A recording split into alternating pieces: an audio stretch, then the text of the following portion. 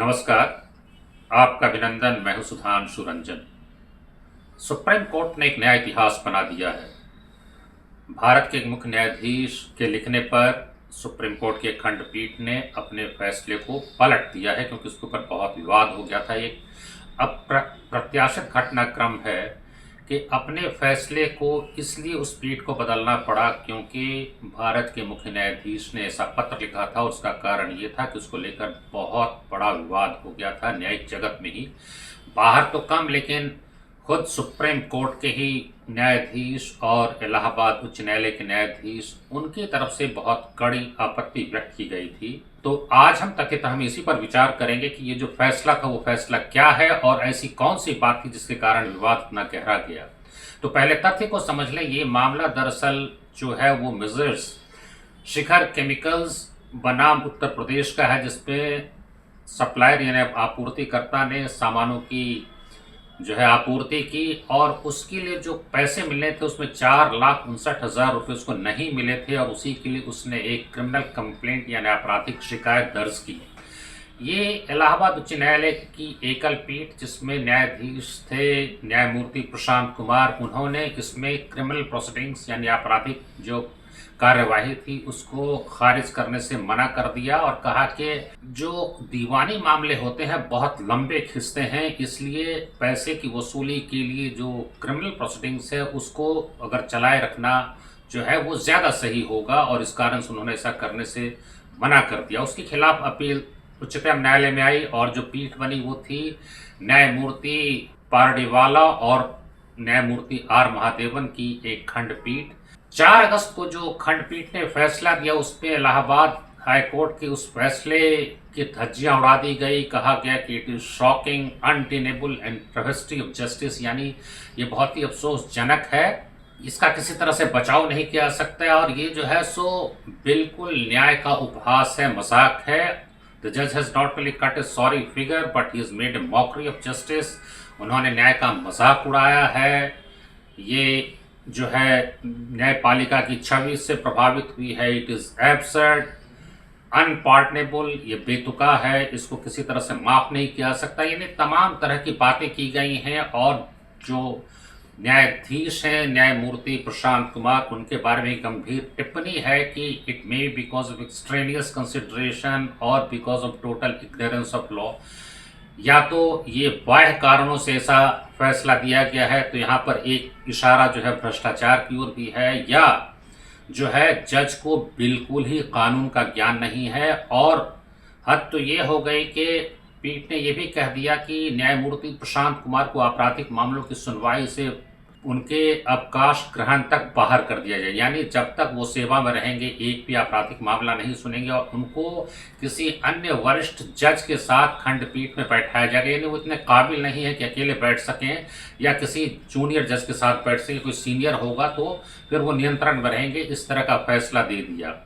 जब ये फैसला है तो इसको लेकर के बहुत बड़ा हंगामा हो गया, क्योंकि ये जो है सो सीधा सीधा इलाहाबाद उच्च न्यायालय या किसी उच्च न्यायालय के क्षेत्राधिकार पर सीधा प्रहार था, क्योंकि जो है रोस्टर बनाने का काम उच्च न्यायालय के मुख्य न्यायाधीश करते हैं। अब ये कहा जा रहा है कि इसको बाहर कर दो, वो नहीं बैठेगा, तो फिर जो स्वायत्तता है उच्च न्यायालय की वो समाप्त हो जाती है। जैसे हाईकोर्ट और सुप्रीम कोर्ट जो है वो बिल्कुल ही दोनों ही संवैधानिक अदालत हैं। सुप्रीम कोर्ट के अधीन जो है सो उच्च न्यायालय काम नहीं करता है। शीर्ष अदालत के पास अपील का अधिकार जरूर है, यानी appellate jurisdiction over high court. अगर उच्च न्यायालय के फैसले के खिलाफ अपील होती है और उसको लगता है कि इसमें कोई गड़बड़ी है, तो निश्चित रूप से शीर्ष अदालत उस फैसले को पलट सकती है। लेकिन ध्यान रखने की बात यह है कि जजमेंट पर आपको फैसला देना है, जज के ऊपर टिप्पणी करने का अधिकार कितना है ये बहुत ही विचारणीय मामला है। और इसको लेकर के सुप्रीम कोर्ट के जजों में ही एक खलबली मच गई कि अगर इस तरह का फैसला आता है तो न्यायपालिका की गरिमा का क्या होगा।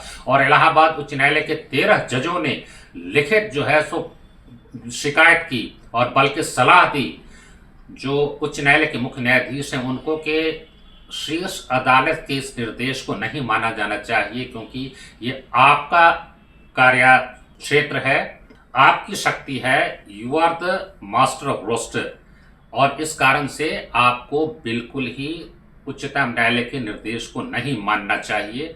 ऐसा उन 13 जजों ने लिखा और सुप्रीम कोर्ट के जजों ने भी कहा था। तो इस कारण से जो भारत के मुख्य न्यायाधीश हैं जस्टिस पी.आर. गवई, उन्होंने जस्टिस पार्डीवाले और महादेवन से बात की और उसके बाद जो है सो फिर से उसकी सुनवाई हुई। लेकिन उसके पहले अखबारों में बहुत सारी बातें आ गई थी और ये भी कई भारत के पूर्व मुख्य न्यायाधीश ने भी कहा कि इस तरह से उच्च न्यायालय के क्षेत्राधिकार में हस्तक्षेप करना बिल्कुल ही गलत है। यानी जो जस्टिस पार्डीवाल और जस्टिस महादेवन कह रहे थे कि जज को ज्ञान नहीं है कानून का, वो सारे जज यही कह रहे थे कि इस तरह से हस्तक्षेप करके उन्होंने अपने ज्ञान का प्रदर्शन किया है, क्योंकि उच्चतम न्यायालय को कोई अधिकार नहीं है कि वो हाईकोर्ट के जुरिस्डिक्शन में दखलंदाजी करे और रोस्टर तय करे, क्योंकि वो अधिकार जो होता है वो chief justice of high court का होता है। और उसमें कई ऐसे मामले हैं, ब्रजकिशोर ठाकुर बनाम संघ जो 1997 का फैसला है, उसमें सुप्रीम कोर्ट ने बहुत साफ किया है कि जो अदालत की अलग अलग जो टीयर्स है, जो निचली अदालत है, उच्च न्यायालय है, उच्चतम न्यायालय है, वो इसलिए है कि अगर कोई गड़बड़ी होती है तो ऊपर की अदालत ठीक करती है। लेकिन ये जो है it is not for belching diatribe against an जज। ये किसी भी नीचे की अदालत के जज के खिलाफ अभियोगात्मक भाषण देने का मंच नहीं है। आपको अगर कोई शिकायत है कि हाँ ये फैसला गलत है और गलत फैसला हो सकता है तो उसको आप पलट दीजिए। उसमें यह भी कहा गया है कि there is yet to be born a जज who has not committed any error. अभी तक ऐसा जज पैदा नहीं हुआ है जिसने कोई भी जो है गलती नहीं की है।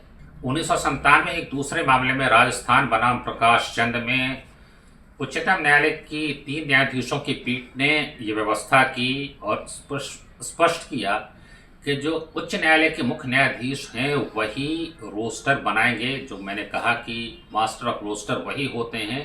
प्रशासनिक जो अधिकार है वो मुख्य न्यायाधीश में होता है, लेकिन जो न्यायिक मामले होते हैं उनमें he is first among equals, यानी बाकी न्यायाधीश है और मुख्य न्यायाधीश है तो उसमें प्रथम जो है मुख्य न्यायाधीश होते हैं, लेकिन सब बराबर होते हैं।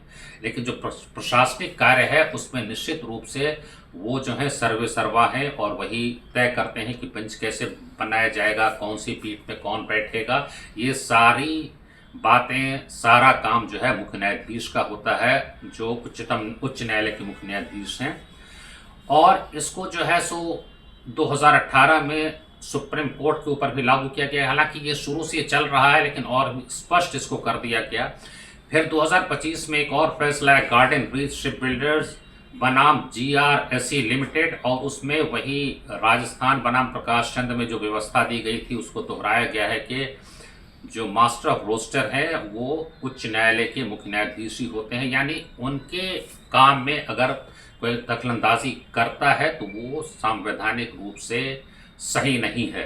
लेकिन यहाँ सीधा सीधा उच्च न्यायालय के कार्य में जो है दखलंदाजी की गई थी और इसलिए इतनी प्रतिक्रिया हुई। तो इसको देखते हुए, चूंकि उच्चतम न्यायालय के न्यायाधीशों की तरफ से भी विरोध हुआ था और इलाहाबाद उच्च न्यायालय के न्यायाधीशों की तरफ से विरोध था, इसलिए मुख्य न्यायाधीश न्यायमूर्ति वी.आर. गवई ने बात की जस्टिस पार्डीवाला और जस्टिस महादेवन से, और उसके बाद पार्डीवाला ने रजिस्ट्री को निर्देश दिया कि वो मामला जो है फिर से विचार के लिए, सुनवाई के लिए उनके सामने रखा जाए। तो 8 अगस्त को दोबारा जो है वो मामला आया। 4 अगस्त को ये फैसला हुआ था, इस पर बहुत हंगामा हुआ। तो फिर 8 अगस्त को उनके समक्ष वही मामला आया गया और उन्होंने वो सारी टिप्पणियां जो हाईकोर्ट जज के खिलाफ की थी उसको उससे हटा दिया।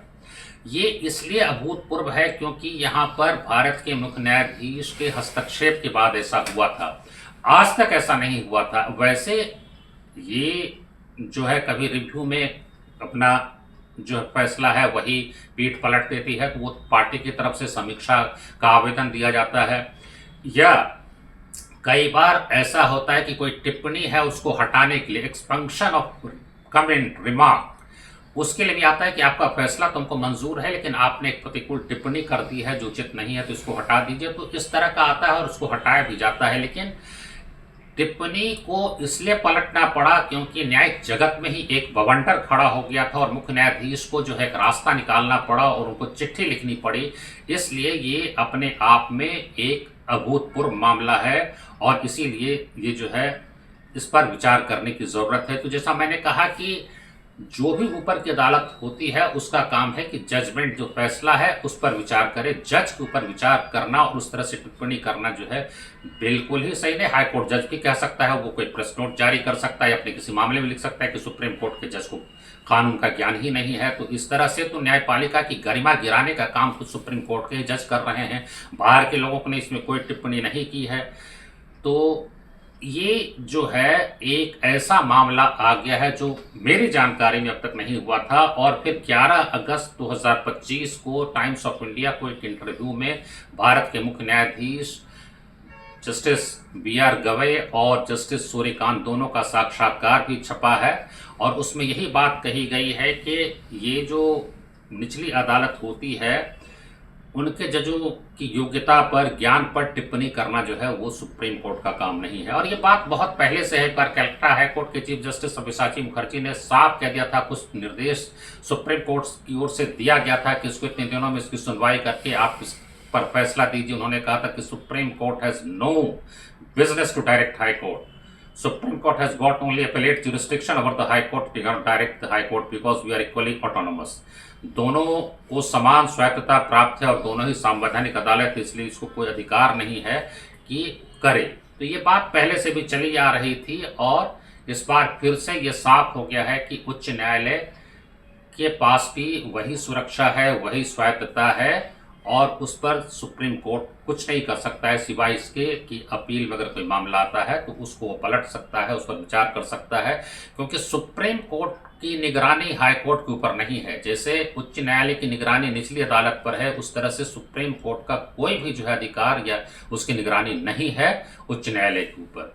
पिछले 11 अगस्त को उच्चतम न्यायालय की 3 जजों की एक पीठ ने एन पेड्डीराजू इन रेफरेंस एन पेड्डीराजू मामले में बिल्कुल स्पष्ट व्यवस्था दी है कि उच्चतम और उच्च न्यायालय के न्यायाधीश बराबर होते हैं। दरअसल एन पेड्डीराजू ने तेलंगाना उच्च न्यायालय के जस्टिस मौसमी भट्टाचार्य पर गंभीर आरोप लगाया कि उन्होंने SC/ST एक्ट के तहत जो क्रिमिनल कंप्लेंट को खारिज किया था चीफ मिनिस्टर के खिलाफ, वो गलत है, और उन पर गंभीर आरोप लगाया था। तो इस पर सुप्रीम कोर्ट ने कहा कि ये बिल्कुल ही अवमानना का मामला है। याचिकाकर्ता ने कहा कि उनके मामले को तेलंगाना हाई कोर्ट से स्थानांतरित कर मुंबई उच्च न्यायालय की नागपुर पीठ को भेजा जाना चाहिए। तो इस पर कड़ी आपत्ति उच्चतम न्यायालय ने व्यक्त की। ये 3 जजों की पीठ थी जिसकी अध्यक्षता स्वयं मुख्य न्यायाधीश बी आर गवई कर रहे थे, और उसमें ये व्यवस्था दी गई और कहा गया एन पेड्डीराजू को कि वो माफ़ी मांगे, और जो वकील जिन्होंने इस पर दस्तखत किया था उनसे भी कहा गया कि वो माफ़ी मांगे। ये भी बड़ी अजीब बात है कि जस्टिस जेबी पारडीवाल अक्सर विवादों से घिर जाते हैं। उनके फैसलों को, टिप्पणियों को लेकर बहुत विवाद होते रहे हैं लगातार। इसके पहले उनका एक फैसला आया था और वो भी इसी पीठ का फैसला था, जस्टिस पारडीवाल और जस्टिस महादेवन की पीठ का फैसला, जिसमें राज्यपाल और राष्ट्रपति की शक्तियों को लेकर के निर्णय दिया गया, व्यवस्था दी गई, और जिसमें ये कहा गया कि राज्यपाल को पॉकेट वीटो का अधिकार नहीं है।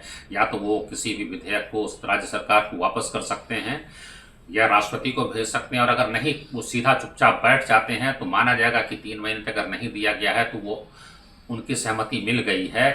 और इसी तरह से राष्ट्रपति को भी निर्देश दे दिया गया था कि वो नहीं किसी भी विधेयक पर राष्ट्रपति बैठ सकते हैं या बैठ सकती हैं, और अगर उनको जो बिल है, विधेयक है, उसमें किसी तरह का कोई कानूनी जो है उसमें अड़चन नज़र आए या कोई संशय हो तो संविधान के अनुच्छेद 143 के तहत उच्चतम न्यायालय से वो राय ले सकती हैं। इस पर चूँकि मैंने पिछले अंक में काफ़ी विस्तार से चर्चा की है, इसलिए इस पर और मैं नहीं कहूँगा, लेकिन इसको लेकर के बहुत विवाद हुआ था कि राज्यपाल और राष्ट्रपति की शक्ति जो है वो बिल्कुल निर्धारित की गई है संविधान में, और अगर कोई ग्रे एरिया छोड़ दिया गया है जहां स्पष्ट नहीं है कि कितने समय में राष्ट्रपति या राज्यपाल को अपनी सहमति देनी है, तो निश्चित रूप से संविधान निर्माताओं ने कुछ जानबूझ करके छोड़ा होगा।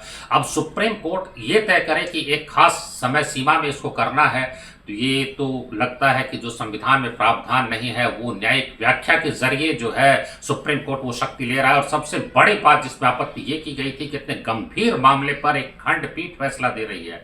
अगर इतना गंभीर संवैधानिक मामला है तो कम से कम संवैधानिक पीठ को ये जो है मामला सौंपा जाना चाहिए था, लेकिन जस्टिस पारडीवाल और जस्टिस महादेवन ने खुद ही फैसला दे दिया। एक खंडपीठ ऐसे अहम मसले पर फैसला देती है, और अभी पूरा मामला राष्ट्रपति ने रेफरेंस के जरिए सुप्रीम कोर्ट को भेजा है कि ये फैसला कहाँ तक सही है। यानी वो बिल्कुल है, उनके हर फैसले पे विवाद हो जाता है।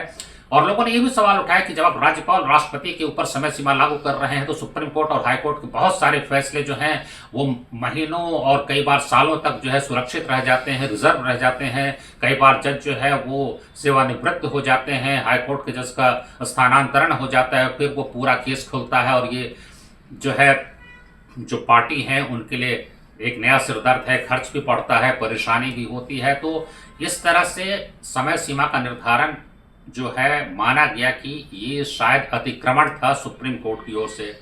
उसके बाद एक और उसके पहले जो है सो मामला आया 2022 में, जिसमें नूपुर शर्मा के ऊपर गंभीर टिप्पणी की गई। हालांकि वो बेंच जो थी उसमें जस्टिस पार्डीवाला तो थे, लेकिन दूसरे जस्टिस सूर्यकांत जो अब मुख्य न्यायाधीश बनेंगे जस्टिस गवई के बाद, उसमें यह था कि नूपुर शर्मा की याचिका थी कि कई राज्यों में उनके खिलाफ प्राथमिकी दर्ज कर दी गई है क्योंकि उन्होंने एक टीवी डिबेट में मोहम्मद पैगंबर के बारे में कुछ टिप्पणी की थी और उसको लेकर के एक विवाद हो गया था और आपराधिक मामले दर्ज किए गए थे। तो इस पर नूपुर शर्मा का कहना था कि उनके ऊपर सुरक्षा का खतरा है और इस कारण से वो विभिन्न राज्यों का दौरा नहीं कर सकती हैं। और दूसरी बात है कि इतने मुकदमे नहीं चल सकते, मुकदमा तो एक ही चलेगा, इसलिए सारे मामले जो विभिन्न राज्यों में हैं उनको दिल्ली लाया जाए और एक ही मामला चलाया जाए। इस पर जस्टिस सूर्यकांत, जस्टिस पार्डीवाला ने जो टिप्पणी की उसको भी लेकर बहुत विवाद हो गया था। उन्होंने ये कह दिया कि नूपुर शर्मा के कारण देश का सांप्रदायिक माहौल बिगड़ा है और यहाँ तक कह दिया कि उदयपुर में जो दर्जी कन्हैयालाल की हत्या की गई वो भी नूपुर शर्मा के कारण हुआ। बड़ी अजीबोगरीब बात है कि कन्हैया की हत्या एक किसी संप्रदाय विशेष के लोगों ने कर दी।